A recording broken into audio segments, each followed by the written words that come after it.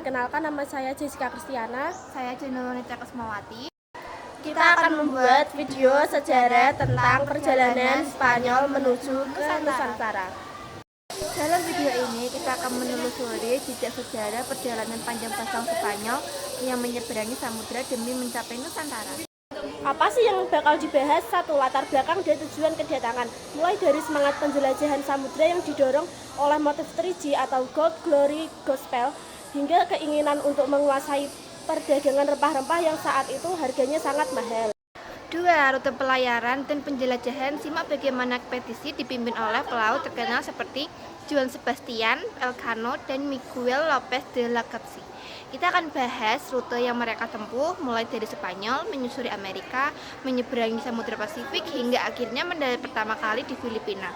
Dan kemudian masuk ke wilayah Nusantara, tepatnya di Tidore, Maluku pada tahun 1521.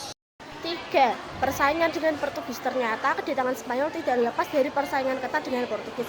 Kita akan bahas mengenai perjanjian Tordesillas yang membagi wilayah kekuasaan dunia, serta bagaimana Spanyol bersekutu dengan kerajaan Tidore melawan Portugis yang bersekutu dengan kerajaan Ternate.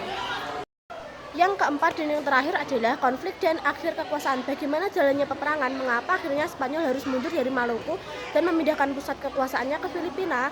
Simak analisis lengkap faktor-faktor yang menyebabkan berakhirnya pengaruh Spanyol di Indonesia. Spanyol dikenal sebagai bangsa perintis penjelajahan samudra untuk mencari rempah-rempah.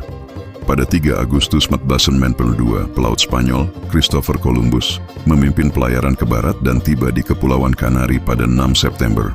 Mereka melanjutkan perjalanan hingga menemukan Kepulauan Bahama pada 12 Oktober, yang oleh Columbus dianggap sebagai India, sehingga ia menyebut penduduknya Indian. Columbus kemudian menemukan Kepulauan Haiti sebelum kembali ke Spanyol pada 1493, diakui sebagai penemu Amerika. Selanjutnya, Ferdinand Magellan dan Kapten kapal Juan Sebastian Elcano melanjutkan pelayaran hingga menemukan selat yang menghubungkan Samudra Atlantik dengan Pasifik. Pada Maret 1521, mereka tiba di Pulau Guam dan Filipina, di mana Magellan tewas dalam konflik dengan penduduk setempat.